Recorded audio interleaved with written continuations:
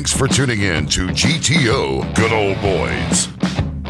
Buckle up and enjoy the show with your host, Paul Ponder.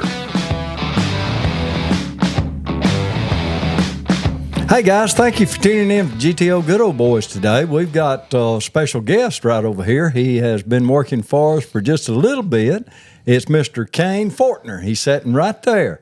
But if you will look at him and look at this one, you'll see there's a resemblance. I don't know if it's because Kane started working here and it rubbed off on it. Kane, what's the deal? I'm not sure to be exact. I think that's, Do you know who your daddy is? I think that's a question for my mother. Okay. You got it going on. If that's how this works, I quit. Okay.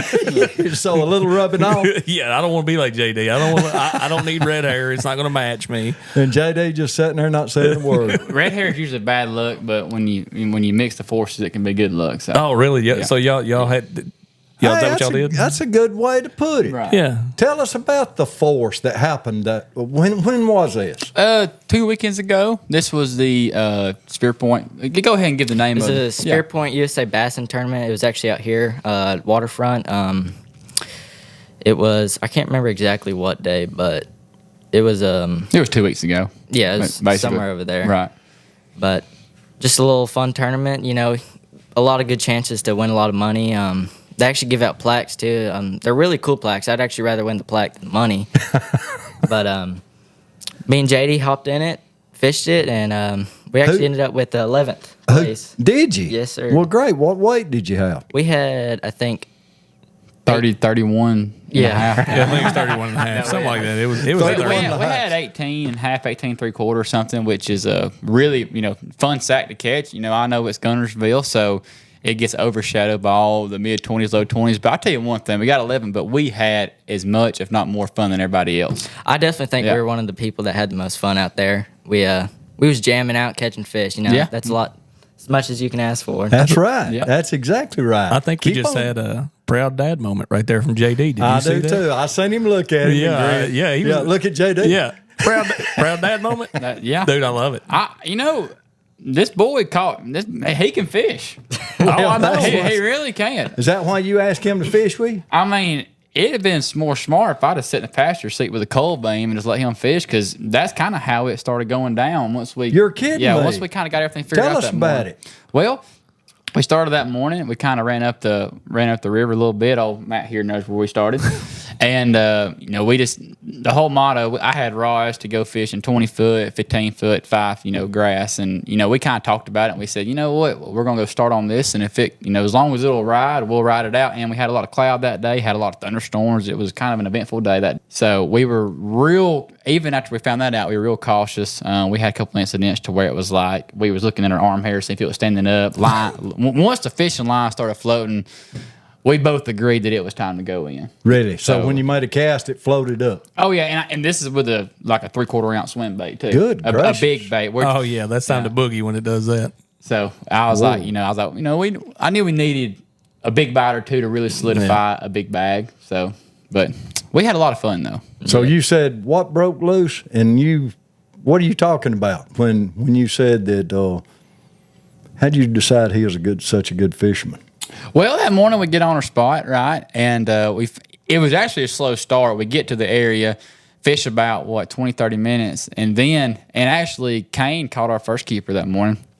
And we had a storm roll up. So basically once it lightened, then we actually went and took shelter. We actually probably sat under a dock for probably an hour. Yeah, we even got to eat our breakfast. So, went to go sat down and eat breakfast and still caught fish. Yeah, I had a water. He was giving me a hard time because I got a waterfront sausage biscuit and a waterfront chicken biscuit that morning, and he's like, "Dang, dude, why are you getting all this?" I said, "When you're going to catch him, you're going to be hungry." So I kind of had a little breakfast and lunch biscuit, which that gave me time to go ahead and just have everything. So what'd you get?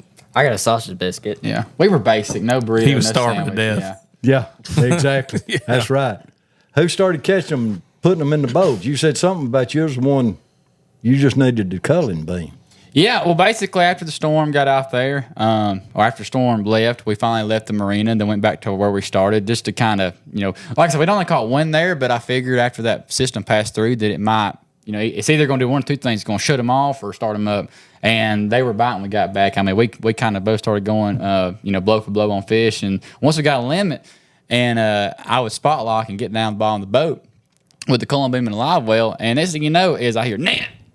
I'm like, okay. So I net that fish with cullen beam and all pumped up. It was a good one. We got pictures of it. Yep. And it's just kind of that from that moment, no matter where we were, we just ran a pattern from that first spot, and that's kind of how the whole day went. I mean, we caught so many fish. It's amazing, It's just to not get that giant 6-7 pound bite. Right. So what was you using, Kate? We was throwing don't tell them. do not. I was throwing a frog. That's a lie. we go. That's a lie. Here we go. No, I was throwing a chatterbait. Started out with that green pumpkin with the black and blue Senko trailer. Then first fish we caught once we were sitting under the marina, we looked in live well, it saw it spitting up. Was it shad or something? Yeah. So I tied on a white chatterbait, and then after that, it was just like clockwork. Really? Yep. So they changed from green pumpkin to shad. Yeah, we had it was a bit of a cloudy day, so we had out. It was most overcast all day long because I was trying to, I stuck to kind of the bluegill and darker chatterbait, and then he threw the white one. And then throughout the day, I'm pretty sure he caught more fish than I did. JD definitely lost a lot more fish than me. I forgot we did have one incident where we lost. The big one got away. Of course. Yeah, it hurt too. It kind of pulled the life out of you, but we got it. We got it back going pretty good. Yep. Well, that sounds good. I just tickled to death. Y'all had such a good time. Well, I think we're going to do it again. Yes, sir. The next tournament that me and him were going to fish, your daughter's getting married that day. Okay. She was not okay with me and Kane fishing that day, but we will fish the next one. And I want to make this championship, see what me and him can do. Yeah. Where's the championship at again? So the regional is at here. It got moved because it's the same time as the Spro tournament, but I'm not sure exactly when it got moved to. But if you do good in regional, the championship's at Kentucky Lake. Really? And then if you do good at that, you go to the what's it called? I can't remember off the top of my head. Right. The Big Derby. Yeah, the Big Called Derby. the Big Derby. But if you do good in that, you have a good chance of going to the Bassmaster Opens. Really? Yes, sir. Then my dad's working with the Ultimate Angler, so if you do good there, you might qualify for the Ultimate Angler. Okay, but that hadn't been solidified yet, right? Yes, sir. Okay. All right. Well, you've always qualified for the regionals, hadn't you? Yes, sir. I have. Through Have the you? Well, in this trail, I've only fished the one. Oh, okay. Yeah. All right. Yeah. I hear you. Look at that green. We're going to, though. yeah, we're gonna qualify it. We're gonna do it. Yep. Hopefully, I got faith in you. It sounds like that What do you plaque is coming sooner than later for him. I think it I is hope too. so. I hope so. The money don't matter. We just want a plaque on the wall, and I want to put one, right here at water. Hey, that money matters to me. I need to buy some ice cream at Goose Pond. So Yeah, good point. Good point. Now the soft serve machines open. it ain't free. Well, what would y'all tell people what would you tell them to use if they come down here fishing? Chatterbait is all I can say right now. It's my favorite thing to throw. Any time of the year, I always got one tied on, and just find a flat and throw it on there and just reel it right on top of the grass.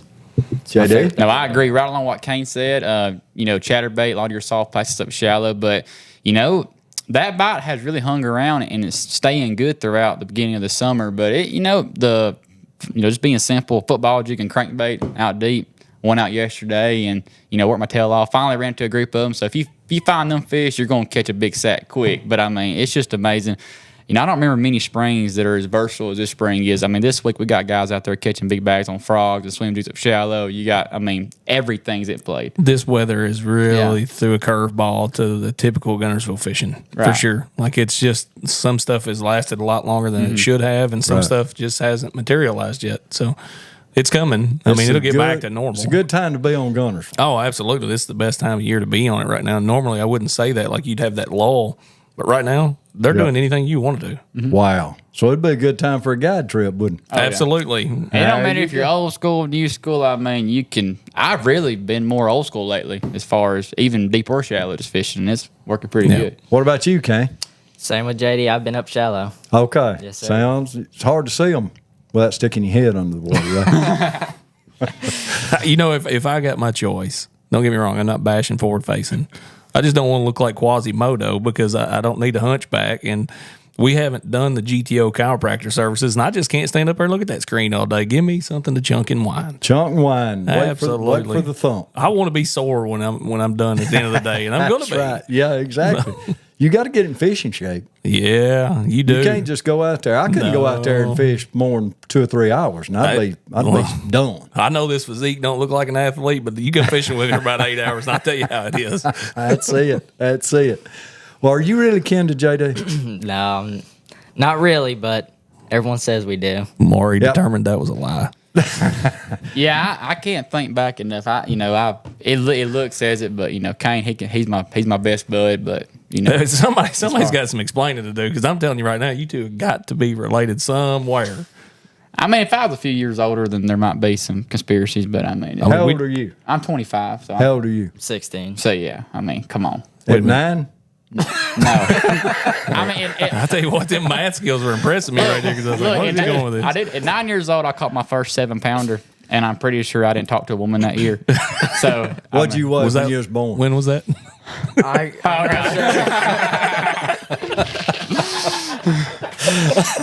He ain't my kid, y'all. Okay. All right. We're gonna get Kane's dad that we think's his dad on here, and find out if maybe he's JD's dad. Yeah, tell him what you told your dad the other day. His birthday was a couple of days ago, right? Yes, sir. It was actually yesterday. He goes and tells everybody that JD's my real dad. My actual dad. Tells everybody JD's my dad. And JD just goes right along with it, and I think he's proud of that. Very proud of that. So if I know you've met JD's girlfriend, and I ask her all the time how she thinks about her stepson. Right. So what's her response? she loves him. I mean, he's a good kid. That's good. He doesn't require diapers. It doesn't take no work. He's self-sufficient. So I'll tell you this. I have a lot of grown men throughout the year in my boat. And as far as how mature he is as an angler, patient, not wanting to, usually not one time throughout the day did he say, "Man, you think we need to try something else?" It's like the confidence at his age. I think he's going to be all right. Okay, we've got a KD at Waterfront, and we got a JD at Waterfront, guys. Pick your poison. Yep, pick your poison. If you want to know what's biting, we got 3 people sitting right here at Waterfront that'll be glad to tell you over the phone or in person. So, don't forget, get your butt down here and start your fishing. You got anything to end it? Why don't you end this? The legend of JD and KD has begun. You guys come down here and meet them both. I promise you it's worth it. Oh, and it's just getting started. And we're proud to have both of them, and I hope they're proud to work here. Very. Yeah. Y'all get out there, make your good cast, chunk and wind, and catch your fish. Y'all have a great day. Thank y'all.